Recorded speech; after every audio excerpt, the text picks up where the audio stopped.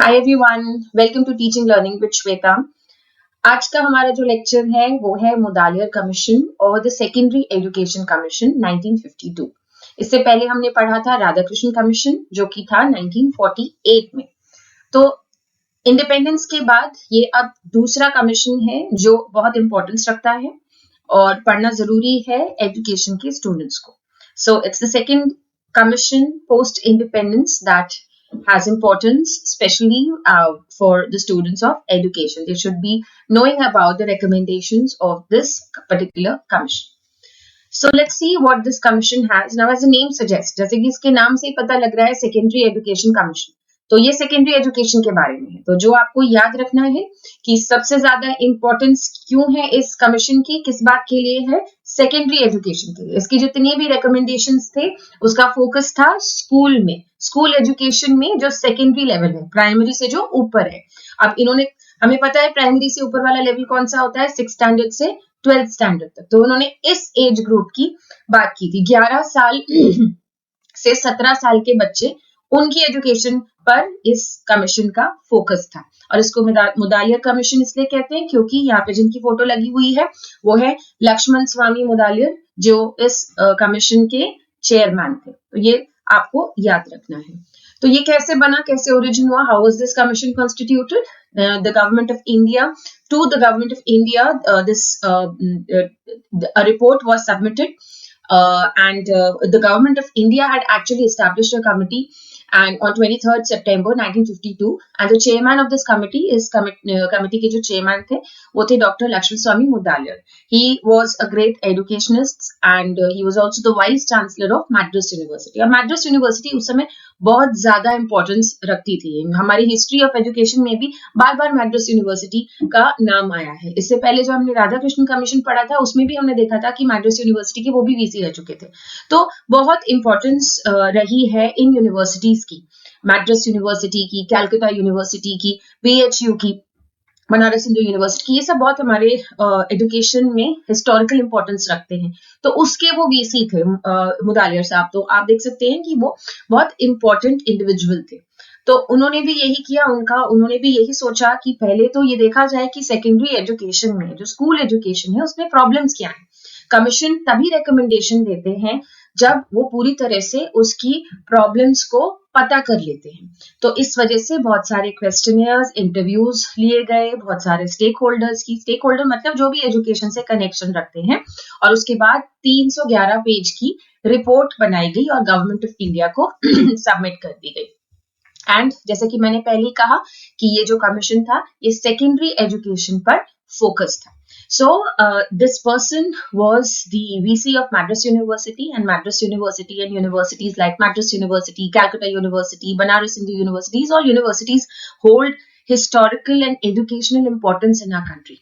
And he was made the chairman of this committee, and under his chairmanship, the first step was to find out the dig deeper into what problems were existing in the secondary education of India. That is for students from class 6th to 12th onwards, this age group for 7 years particularly.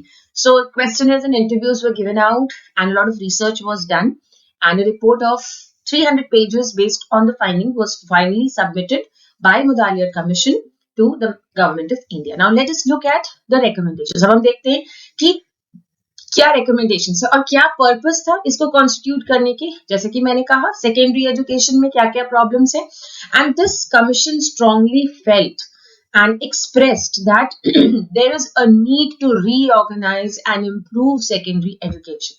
तो मैंने पहले lecture video में भी यही कहा था कि जब हम अपनी खुद की किसी कमी को एक्सेप्ट करते हैं तभी उस पर हम इम्प्रूवमेंट कर सकते हैं। So this commission after research, जब उन्होंने रिसर्च कर ली क्वेश्चनियर से, इंटरव्यू से, तब उन्होंने ये देखा कि पूरा रीऑर्गेनाइजेशन चाहिए, फिर से उसको बनाने की जरूरत है, रीऑर्गेनाइज करने की जरूरत है, इंप्रूव करने की जरूरत है, क्योंकि बहुत प्रॉब्लम्स हैं। और जो सेकेंडरी एजुकेशन है, जो स्कूल एजुकेशन है, उसको लिंक करना बहुत जरूरी है हायर और लोअर लेवल से। लोअर लेवल पे प्राइमरी एजुकेशन है, हायर लेवल पर कॉलेज या यूनिवर्सिटी एजुकेशन है। तो जो हमारी बीच की ये जो एजुकेशन है, सेकेंडरी एजुकेशन, इसका लिंक नहीं है ज्यादा प्राइमरी और फ्यूचर की हायर एजुकेशन से, तो ये लिंक बनाने के लिए बहुत नेसेसिटी है. So this commission concluded after this extensive research, and the reason why, the main three reasons why this commission was constituted was to first look into the problems of secondary education, and the commission strongly felt that the secondary education was not up to the mark in our country. It needed reorganization, it needed complete remodeling and improvement, and also it was necessary to find out connection between this education with the lower and higher level, that is for the primary and the college or university education, because even now we strongly believe that education at the secondary level must always connect with higher education and the primary education. It should not be completely disconnected, otherwise it's useless. So that was what was accepted by this commission. तो क्या क्या problems इन्होंने mainly identify की कि जो curriculum है secondary education की ही बात कर रहे हैं, ये सारे जो सब कुछ है ये स्कूल एजुकेशन के लिए ही है. क्या क्या प्रॉब्लम्स थी? एक तो करिकुलम बहुत बुकिश था, बहुत ही रटाफिकेशन वाला था, और टीचिंग बहुत पैसिव थी. मतलब पैसिव टीचिंग क्या होती है?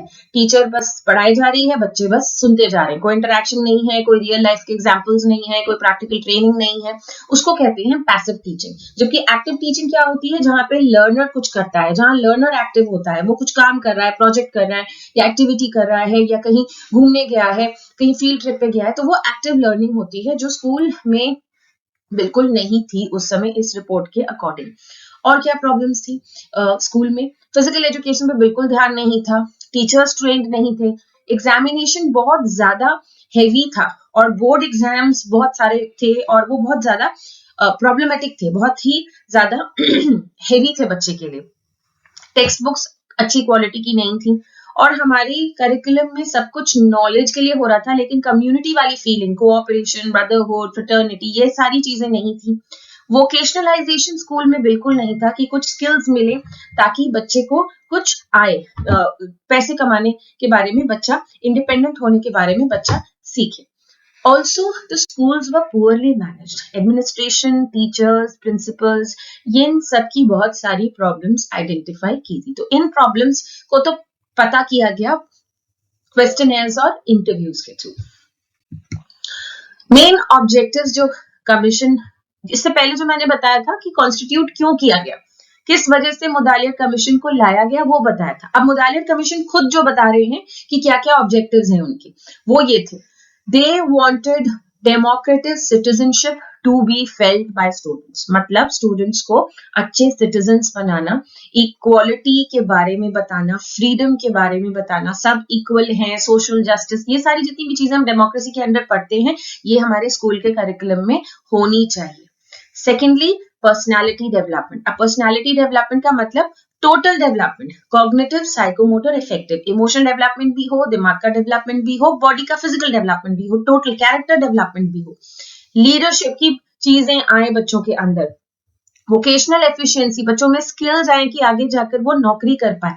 World citizenship. अब सिटीजनशिप तो हम अपनी कंट्री के लिए कहते हैं कि जब हम अपनी कंट्री का ध्यान रख रहे हैं, हम कूड़ा इधर उधर नहीं फेंक रहे हैं, हम किसी के साथ डिस्क्रिमिनेट नहीं कर रहे हैं, हम इक्वालिटी से रह रहे हैं, हम दूसरों के राइट्स के लिए अवेयर हैं, तो ये तो डेमोक्रेसी हो गई जो अपनी कंट्री के लिए होती है, वो सिटीजनशिप हो गई जो अपनी कंट्री के लिए होती है. लेकिन वो क्या जो वर्ल्ड के लिए होती है.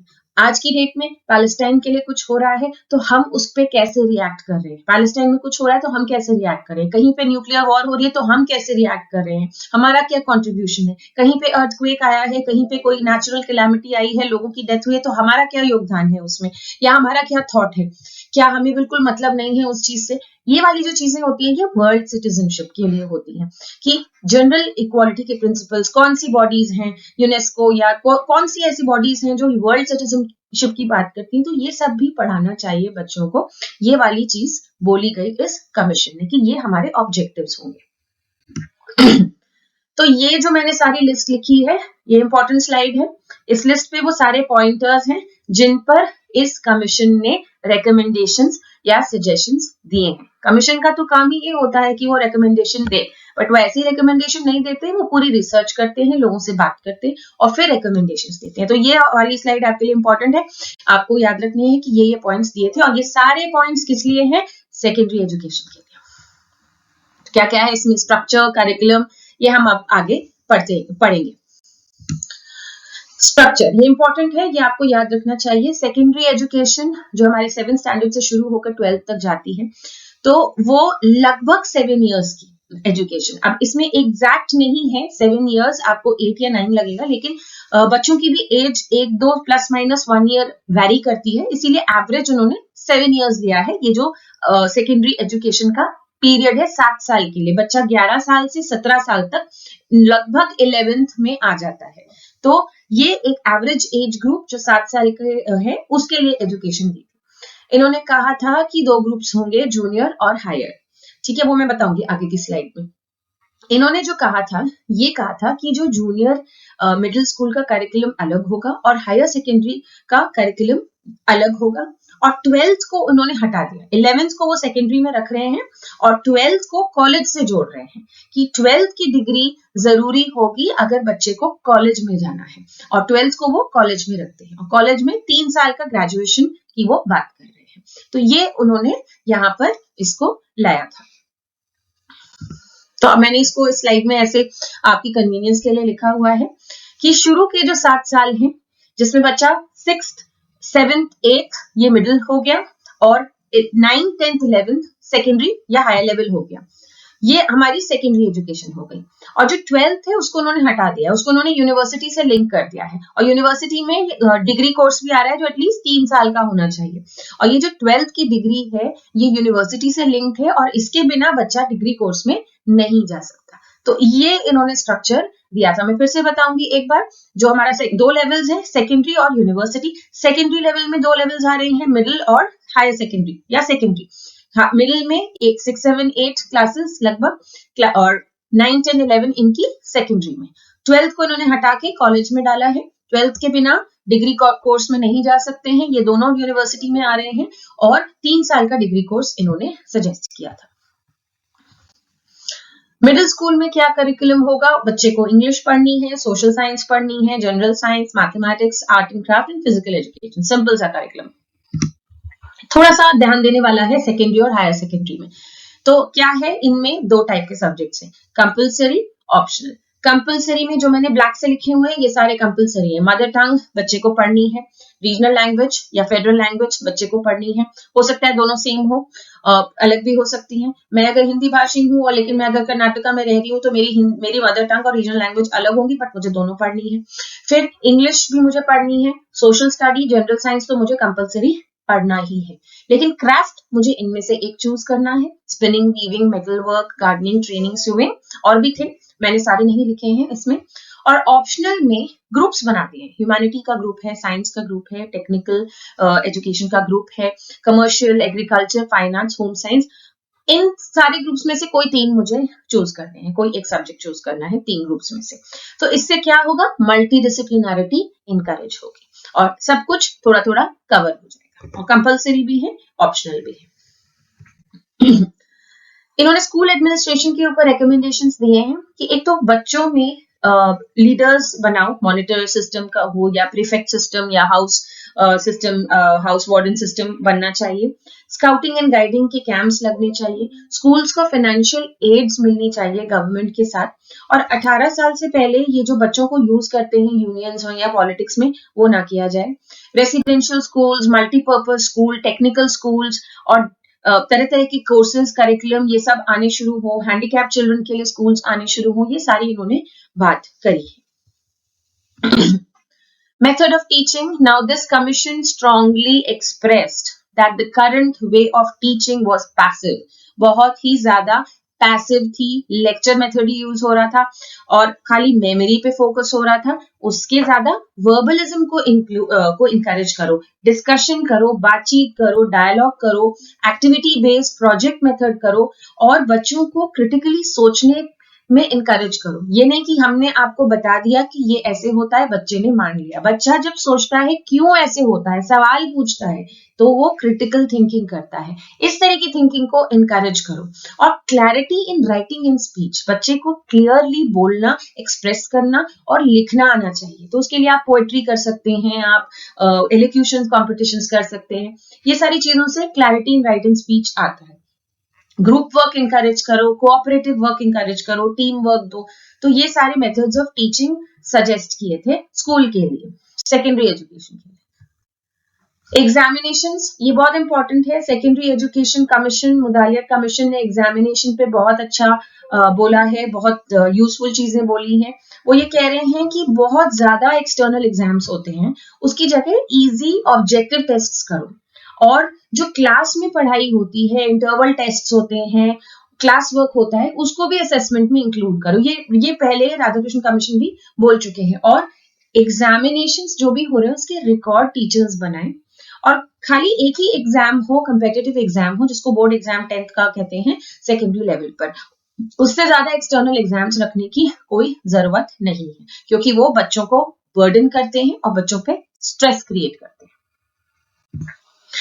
सिलेक्शन ऑफ टेक्स्ट बुक्स, ये भी बहुत इंपॉर्टेंट रिकमेंडेशन है कि टेक्स्ट बुक्स को सिलेक्ट करने के लिए एक कमिटी बने, जिसमें ये मेंबर्स हो, हाई कोर्ट के जज हो, पब्लिक सर्विस कमीशन के मेंबर हो, उस स्कूल की हेडमिस्ट्रेस हो या हेडमास्टर हो, डायरेक्टर ऑफ एजुकेशन हो, और 2 नामी एजुकेशनिस्ट हो। तभी टेक्स्ट बुक्स डिसाइड की जाए कि कौन सी सेकेंडरी एजुकेशन लेवल पे चलेंगी, कोई सब स्टैंडर्ड बुक ताकि ना चले। फिजिकल एजुकेशन और स्टूडेंट का वेलफेयर पे राधाकृष्ण कमीशन ने भी बोला था, इन्होंने भी बोला था कि बच्चों की मेडिकल एग्जामिनेशन होनी चाहिए, उनका रिकॉर्ड होना चाहिए, फिजिकल एक्टिविटीज में ट्रेन करो, फर्स्ट एड, हेल्थ एजुकेशन में ट्रेन करो, बच्चों को एटलीस्ट फर्स्ट एड करना आना चाहिए, फिजिकल ट्रेनिंग होनी चाहिए, और डाइट अच्छी मिलनी चाहिए। तो ये तो आज भी हमारे गवर्नमेंट स्कूल्स में आप देखते हो मिड डे मील स्कीम्स हैं, और बहुत तरह की बातें की जाती हैं और इम्प्लीमेंटेड भी हैं। तो ये यहाँ से शुरू होती हैं इन चीजों की बातें। Guidance and counseling, another important point or new point given by Mudaliar Commission, that बच्चों की काउंसलिंग करनी बहुत जरूरी है, उनकी मेंटल हेल्थ के लिए, उनकी वेल बीइंग के लिए, उनको करियर के लिए गाइड करने में, उनको अपने इंटरेस्ट्स को चूज करने में, अपनी हॉबीज को आइडेंटिफाई करने के लिए गाइडेंस और काउंसलिंग के ऑफिसर्स होने चाहिए। करियर मास्टर्स उनको करियर में वो करेंगे, उनको मेंटोर करेंगे, उनको फिल्म्स दिखाओ, एजुकेशनल फिल्म्स दिखाओ, इंस्पायरिंग मूवीज दिखाओ, और ट्रेन्ड ऑफिसर्स होने चाहिए स्कूल स्टूडेंट्स के लिए। तो ये तो आज की डेट में भी बहुत इंपॉर्टेंट है, हर स्कूल में गाइडेंस एंड काउंसलिंग सेल होती ही है। तो मुदालिया कमीशन ने इसको बहुत इंपॉर्टेंस दी थी।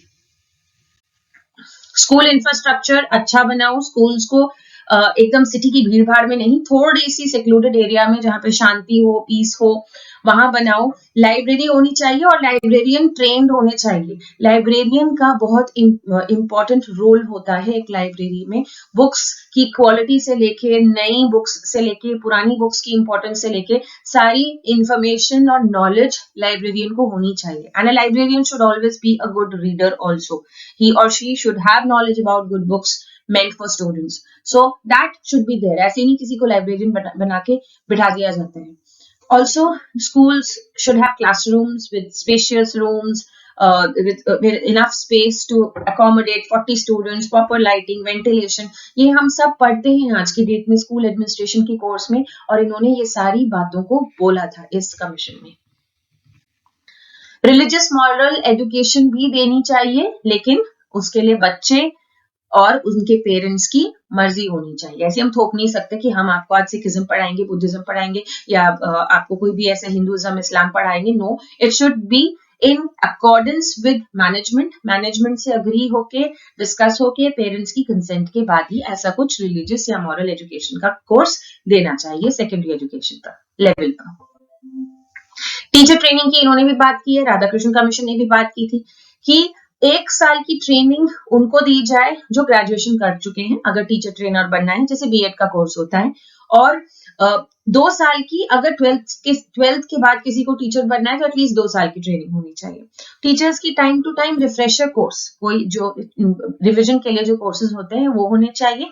और अगर एमएड करना है या मास्टर्स इन एजुकेशन करना है तो थोड़ा सा टीचिंग एक्सपीरियंस 3 साल का एटलीस्ट होना चाहिए। Special part time courses women teacher candidates के लिए, और टीचर ट्रेनिंग इंस्टीट्यूट्स में पैसे नहीं ले जाने चाहिए, they should be for free. ये किस लिए था? ताकि अच्छे क्वालिटी के टीचर्स बने और आए। टीचर के स्टेटस के बारे में राधाकृष्ण कमीशन ने भी बहुत बोला था, और इन्होंने भी बोला था, और लगभग सारे सिमिलर ही रिकमेंडेशंस थे, कुछ बहुत ज्यादा डिफरेंस नहीं मिलता है कि टीचर्स को 1 साल की ट्रेनिंग तो मिलनी ही चाहिए अगर ग्रेजुएट हैं, और 2 साल की अगर वो 12th के बाद पढ़ाने की सोच रहे हैं। टीचर्स को स्टडी लीव मिलनी चाहिए, ये राधा कृष्ण कमीशन ने भी बोला था। टीचर्स को बाहर जाके पढ़ाने का चांस मिलना चाहिए, उनको कॉन्फ्रेंस सेमिनार्स में पार्ट लेने का चांस देना चाहिए, उनकी सैलरी बढ़ानी चाहिए, प्रोबेशन 1 साल का होना चाहिए, उनको बेनिफिट्स मिलनी चाहिए, प्रोविडेंट फंड की, पेंशन की, उनकी एज 60 साल तक उनको अलाउड होना चाहिए काम करना, और अगर वो टेक्निकल सब्जेक्ट्स पढ़ा रहे हैं तो उनको एजुकेशन में डिग्री होना कंपलसरी है। और जो टीचर सिलेक्ट किए जाते हैं वो प्रॉपरली किसी कमेटी से सिलेक्ट किए जाए प्रिंसिपल के साथ, ऐसे नहीं कि कोई स्कूल में गया अप्लाई किया और टीचर बन गया, नहीं, उनका प्रॉपर सिलेक्शन होना चाहिए। तो ये सब किस लिए थे? ताकि टीचर का स्टेटस इंप्रूव हो, उनके भले के लिए हो, और क्वालिटी टीचर ट्रेनिंग की भी अच्छी हो। तो टीचर एजुकेशन जो कि हमारा खुद का अभी कोर्स है, ये टीचर एजुकेशन का ही कोर्स है, बीएड और एमएड जो हम पढ़ते हैं, तो उसके लिए भी रिकमेंडेशंस इन्होंने दिए थे।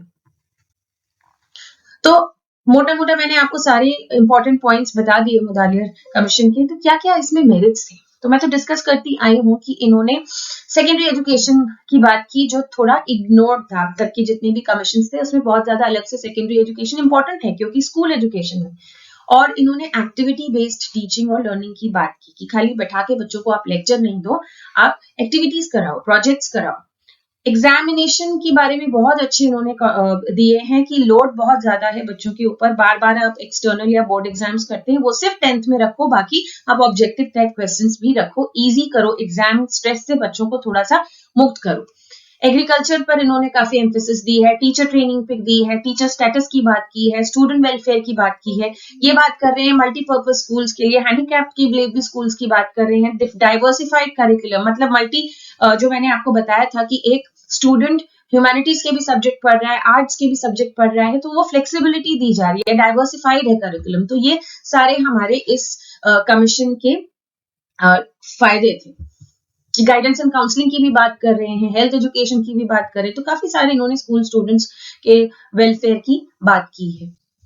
लेकिन कुछ डीमेरिट्स इसमें भी हैं। एक तो जो करिकुलम है उसमें बहुत सारे सब्जेक्ट्स हैं, आपने देखा, मैंने आपको स्लाइड में दिखाया था कि कंपल्सरी सब्जेक्ट्स हैं, ऑप्शनल सब्जेक्ट हैं। तो अभी भी करिकुलम, बहुत से लोगों को लगता है कि मुदालियर कमीशन ने जो करिकुलम दिया था वो थोड़ा सा हेवी था, और विमेन एजुकेशन को उन्होंने इग्नोर किया है। सजेशंस बहुत ज्यादा वैलिड नहीं है, कुछ वेग सजेशंस भी हैं जो कि कंप्लीट नहीं हो पाए थे। और ऐसा कहते हैं कि इंग्लिश अभी भी इन्होंने कंपलसरी किया हुआ है, तो इंग्लिश को अभी भी बहुत इंपॉर्टेंस ये वाला कमीशन दे ही रहा था, दैन रीजनल और फेडरल और हिंदी लैंग्वेज और mother tongue. Also a lot of people say that this commission was made in a haste, बहुत जल्दी जल्दी में बनाया गया था ये कमीशन, इसलिए इसके बहुत सारे रिकमेंडेशंस जो हैं वो या तो वेग हैं, मतलब बहुत ज्यादा सॉलिड नहीं है, बहुत अच्छे नहीं है, और अनअचीवेबल हैं, जो कि अचीव नहीं हो सकते हैं, जो बहुत डिफिकल्ट टू मटेरियलाइज हैं। तो ऐसी काफी मनगढ़ंत बातें भी इसमें बोली गई हैं, ये बहुत सारे एजुकेशनिस्ट ऐसा कहते हैं। तो ये था मुदालियर कमीशन के बारे में डिस्कशन।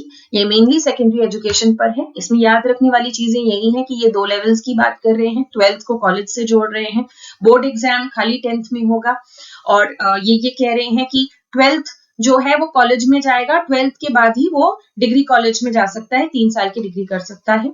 और ये टीचर ट्रेनिंग में क्या कह रहे हैं, 12th के बाद टीचर बनना है तो 1 साल की ट्रेनिंग, और अगर ग्रेजुएशन करा हुआ है तो 1 साल की ट्रेनिंग, 2 साल की ट्रेनिंग अगर 12th करा हुआ है, अगर टीचर बनना है। और इन्होंने क्या बात की, इन्होंने मल्टीपर्पज स्कूल की बात की, रेसिडेंशियल स्कूल की बात की, एडमिनिस्ट्रेशन को अच्छा करने की बात की, थोड़ा infrastructure, guidance and counselling, guidance, scout camps, इन सब की इन्होंने मेनली बात करी है। तो ये हमारा जो है डिस्कशन था सेकेंडरी एजुकेशन कमीशन या मुदालियर कमीशन के बारे में। So that's all for today. Stay connected, subscribe to my channel, post in your questions and comments in the comment section, and keep teaching and learning. Thank you.